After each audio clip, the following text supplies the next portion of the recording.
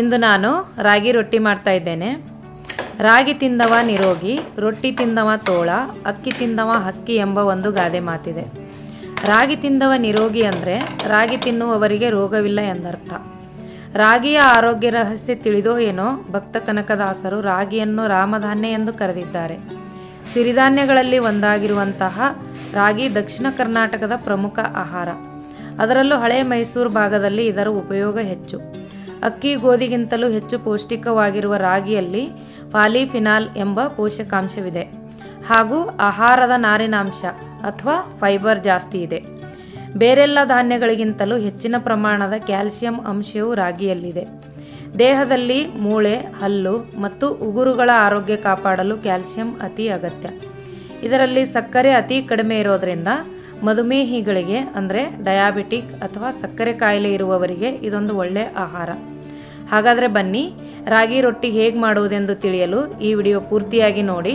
ಇಷ್ಟವಾದರೆ ಲೈಕ್ ಮಾಡಿ, ಶೇರ್ ಮಾಡಿ ಹಾಗೂ ಕಮೆಂಟ್ ಮಾಡಲು ಮರೆಯಬೇಡಿ. ಆದರೆ ಅದಕ್ಕೂ ಮೊದಲು ನಮಸ್ಕಾರ, ಪಾಕಶಾಸ್ತ್ರ ಚಾನಲ್ಗೆ ಸ್ವಾಗತ. ನಾನು ಸುರೇಖಾ ತಳವಾರ್. ನಮ್ಮ ಚಾನಲ್ಗೆ ಸಬ್ಸ್ಕ್ರೈಬ್ ಮಾಡಿಲ್ಲ ಅಂದರೆ ದಯವಿಟ್ಟು ಸಬ್ಸ್ಕ್ರೈಬ್ ಮಾಡಿ, ಹಾಗೆ ಪಕ್ಕದಲ್ಲಿರೋ ಬೆಲ್ಲೈಕನ್ ಪ್ರೆಸ್ ಮಾಡಿ. ಬೆಲ್ಲೈಕನ್ ಪ್ರೆಸ್ ಮಾಡೋದ್ರಿಂದ ನಮ್ಮ ಹೊಸ ವಿಡಿಯೋಗಳ ನೋಟಿಫಿಕೇಶನ್ ನಿಮಗೆ ಬರುತ್ತೆ. ರಾಗಿ ರೊಟ್ಟಿ ಮಾಡೋ ವಿಧಾನ ನೋಡ್ಕೊಳ್ಳೋಣ. ಮೊದಲಿಗೆ ನಾನು ಒಂದು ಅರ್ಧ ಗ್ಲಾಸಷ್ಟು ನೀರು ಹಾಕಿ ನೀರು ಕುದಿಯಲಿಟ್ಟಿದ್ದೀನಿ. ಇದಕ್ಕೆ ಸ್ವಲ್ಪ ಉಪ್ಪು ಹಾಕ್ತಾಯಿದ್ದೀನಿ. ಉಪ್ಪು ಹಾಕಿದ್ರೆ ರಾಗಿ ರೊಟ್ಟಿ ಟೇಸ್ಟ್ ಚೆನ್ನಾಗಿರುತ್ತೆ.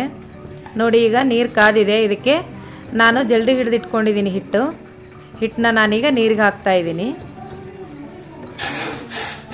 ನೀರೇನು ಜಾಸ್ತಿ ಇಟ್ಕೊಳ್ಳೋದು ಬೇಡ, ನೀರು ಕಡಿಮೆ ಇಟ್ಕೊಂಡ್ರೂ ನಾವು ಒಂದು ಅರ್ಧ ಗ್ಲಾಸ್ ನೀರಲ್ಲಿ ನಾವು 4 ರಿಂದ 5 ರೊಟ್ಟಿನ ಮಾಡ್ಕೋಬಹುದು. ನೋಡಿ, ಜಸ್ಟ್ ಈ ಥರ ಮಿಕ್ಸ್ ಆದರೆ ಸಾಕು. ಈಗ ನಾನು ತವ ಇಡ್ತಾಯಿದ್ದೀನಿ. ಇದಕ್ಕೆ ಸ್ವಲ್ಪ ಡ್ರೈ ಹಿಟ್ಟು ಹಾಕಿ ಕಲಿಸ್ಕೋಬೇಕು. ನೋಡಿ, ಈಗ ಸ್ವಲ್ಪ ತಣ್ಣಗಾಗಿದೆ. ಇದಕ್ಕೆ ನಾನು ಸ್ವಲ್ಪ ಡ್ರೈ ಹಿಟ್ಟು ಹಾಕ್ಬಿಟ್ಟು ಕಲಿಸ್ಕೊತಾ ಇದ್ದೀನಿ. ಈ ಥರ ಹಿಟ್ಟು ಹಾಕಿ ಕಲಿಸ್ಕೊಳ್ಳೋದ್ರಿಂದ ಅದು ಚೆನ್ನಾಗಿ ಬರುತ್ತೆ. ರೊಟ್ಟಿಗೆ ಯಾವ ಥರ ನಮಗೆ ಬೇಕೋ ಗಟ್ಟಿ ತೆಳು ನೋಡಿಕೊಂಡು ಕಲಿಸ್ಕೋಬೇಕು. ನೋಡಿ, ಚಪಾತಿ ಯಾವ ಥರ ಹಿಟ್ಟು ಕಲಿಸ್ಕೊತೀವೋ ಅದಕ್ಕೆ ಕಲಿಸ್ಕೊಂಡ್ರೆ ಸಾಕು. ತುಂಬ ತೆಳುವಾಗಿ ಕೂಡ ಮಾಡ್ಕೋಬೋದು, ಯಾಕಂದರೆ ಇದು ಹರಿಯಲ್ಲ. ಜಿಗಿ ತುಂಬ ಚೆನ್ನಾಗಿರುತ್ತೆ, ಹಾಗಾಗಿ ಹರಿಯಲ್ಲ.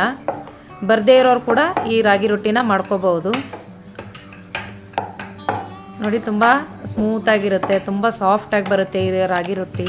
ಹೆಲ್ತಿಗೆ ಕೂಡ ತುಂಬ ಒಳ್ಳೆಯದು. ಎಣ್ಣೆ ಹಾಕಲ್ಲ, ಏನಿಲ್ಲ, ಹಾಗಾಗಿ ತುಂಬ ಒಳ್ಳೆಯದು. ನೋಡಿ, ಈ ಥರ ಲಟ್ಸ್ಕೊಂಡಿದ್ದೀನಿ. ಇದು ಬೇಯಿಸೋಕೆ ಈಗ ತವ ಮೇಲೆ ಹಾಕ್ಕೊಳ್ಳೋಣ. ತುಂಬ ಈಸಿಯಾಗಿ ಹಾಕೋಬಹುದು, ಏನು ಹರಿಯಲ್ಲ, ಏನಿಲ್ಲ.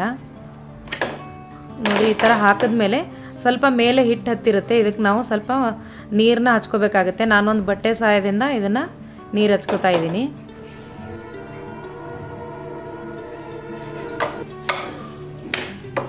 ಇದು ಹೈ ಫ್ಲೇಮಲ್ಲೇ ಮಾಡ್ಕೋಬೇಕು.